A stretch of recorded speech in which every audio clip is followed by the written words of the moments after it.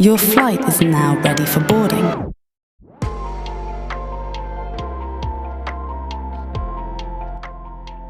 Okay, so we are about an hour away from Oshkosh, and we were just talking about how all the different aircraft approach, because there aren't that many planes to see as we get closer, and I was surprised by that. So Lyle's here to share about Fisk. So Fisk. Tell them, huh? What? Tell them about it. I got Fisk. So basically, you fly in, right? You tune your radios to your AWOS, your automated weather observation. You get like all your frequencies and just your overall briefing on the whole situation. Then you turn into the tower, and they'll give you a number to land on, kind of like the ticket you grab at the DMV, and then you line up with that and space yourself about half a mile away from the airplane in front of you. Then you fly down this road along this railway, and a power line is well next to it. And then you head up to Fisk. Which is about a half mile from Fisk. They'll kind of like call you out based off the description of your airplane. So for example, like Blue Cessna, right? So like, okay, Blue Cessna, half mile Fisk, rock your wings. You rock your wings, and then they'll give you a run to basically signal that to you. Then they'll give you like a runway and all that good stuff. Once you get above Fisk, if your aircraft has retractable gear, you'll bring your gear down, and they'll give you a runway to land on. There's 3 runways that you can usually land on. There's runway 36 left, 36 right, and runway 9er. If you're into runway 9er, you'll make a left, and if you're into 36 runways, you'll make a right. And once you head that way, you just kind of descend down, you just kind of hold altitude, and then you'll turn base onto the runway when the tower tells it to, right? And then they assign you a colored dot, which is painted on the runway. So for example, like when you're about to turn base, okay, like for example, the Cessna, right? It's like Cessna 35332, make right base, land on or after the yellow dot, right? So that means there's like a yellow dot painted on the runway, and when then you're supposed to land your airplane anywhere on or after the yellow dot and exit the runway as soon as possible. This way, they can land up multiple airplanes on the runway at the same time. Probably up to like 6 is my guess. I'm not sure. Don't quote me on that.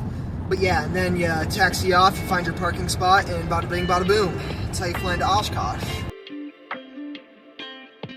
For 7 days, from July 20th to the 26th, we camped out and talked shop with other aviation nuts. It was pure magic.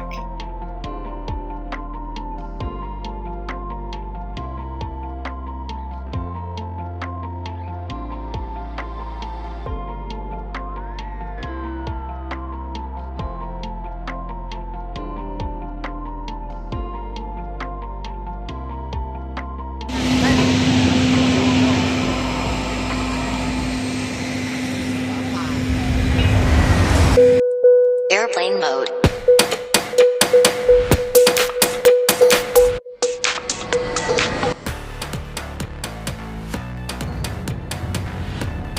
Yeah, just about anything for everyone, you know. You got skydivers. Yeah, we got, you feel like Drone RCs, shows. they have an RC field. If you like aerobatics, they have plenty of aerobatic planes.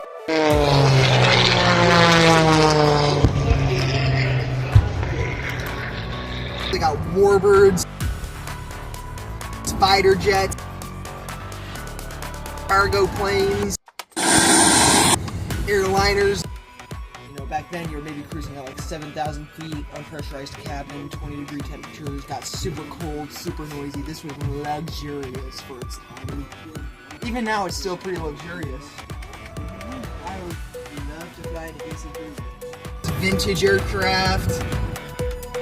The F-35 is one of the Air Force's most capable airplanes. That's my favorite. Yeah, it's the most maneuverable I have it in the sim. It's the most maneuverable jet you'll get. The thrust vectoring on that basically the jets on the end, right? The exhaust on the end can go up or down 25 degrees, right? And with that, you can get some pretty sharp turns. It's super stealthy. It's super fast. It can super cruise, which means it can get to Mach 1 without the use of an afterburner. It can get to Mach 1 easy.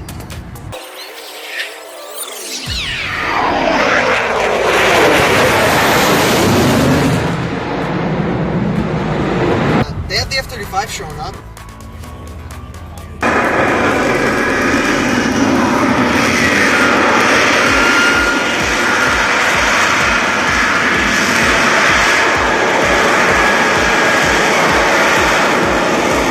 It's gonna be great. So follow along if you are nerdy.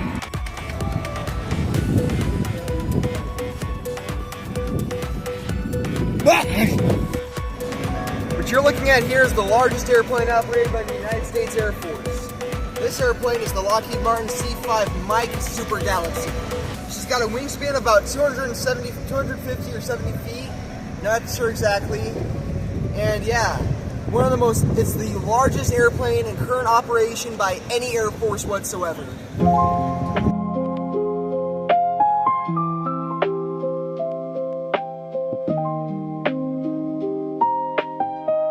at here is your McDonnell Douglas DC-6.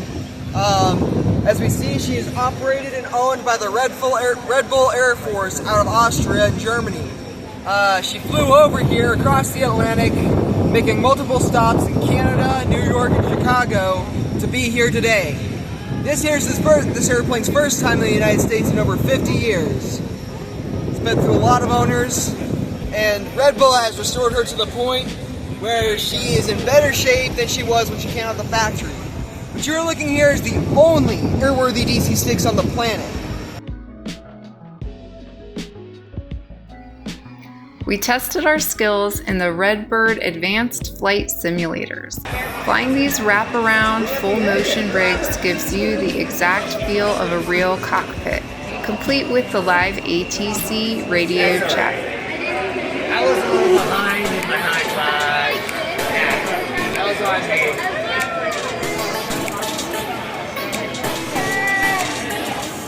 We would be clapping after that.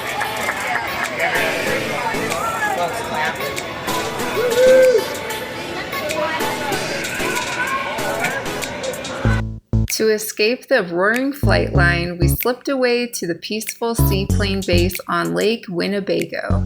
We even hopped on one of their free pontoon boat rides to get up close to the float planes on the water. Back at the main grounds, we fueled up on incredible cheese curd tacos. This here's the Lockheed Martin F-35 Bravo model. Mainly flown by the United States Air Force, but she's also operated by the United States Navy and Marine Corps. As you see, there's three different variants of the F-35. The F-35 Alpha, the F-35 Bravo, and the F-35 Charlie. The F-35 Alpha is not capable of VTOL and is mainly used by the United States Air Force. Then we have the F-35 Bravo, which is capable of VTOL via the rear engine. The engine in the rear turning down 90 degrees and pointing towards the ground, and the second fan opening up right behind the cockpit. And it's mainly used by the United States Navy due to its short landing capabilities. And then we have the F-35 Charlie, which is like the F-35 Alpha with a couple moderations for it.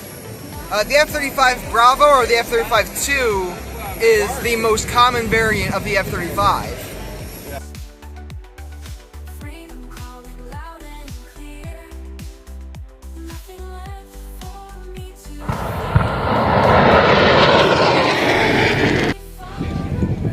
Never want to get close to a prop. So, what kind of plane is this one? It's a Piper J3 Cub. First ever airplane built by Piper, mass produced by Piper in the first place. High wing, a lot of fabric, 80 horsepower engine to my knowledge. Great wing loading on it, awesome trainer. Built between 1938 and 1945, I'm pretty sure. About 10,000 of them were built. There's also a military variant known as the L4 Grasshopper, which basically was like an army trainer during World War II.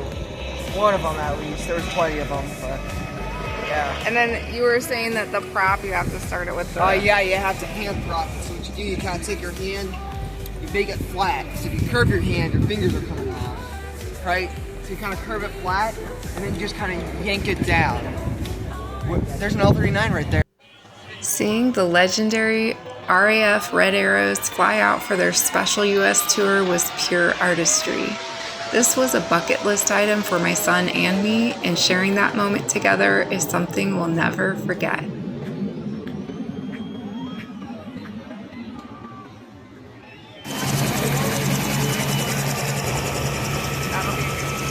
Walking the flight line at Whitman Regional Airport with my son, watching his face light up as those historic jets and home-built aircraft roared overhead, that's time you just can't get back.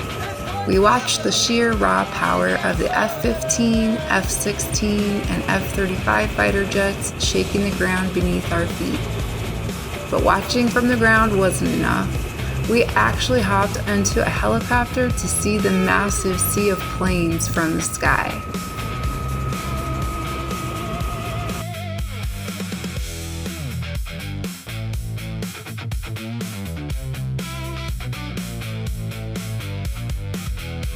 When we needed a break from the heat, we checked out the world-class EAA Aviation Museum to walk among living history. Standing there next to my son, looking at how far human innovation has come from the Wright brothers to the F-35, it hit me that absolutely anything is possible if you have the vision to build it.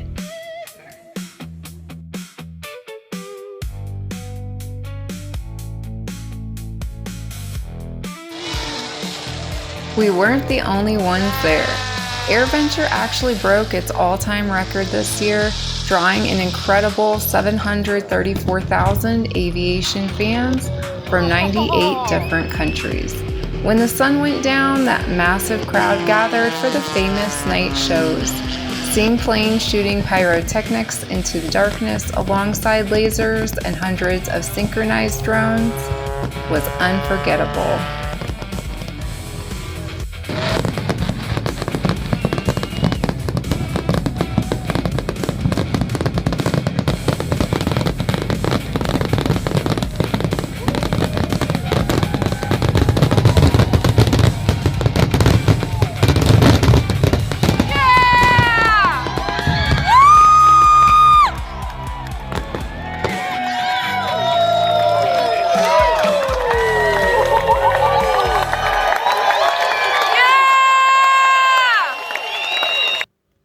The hardest part is cutting off that wristband and heading home.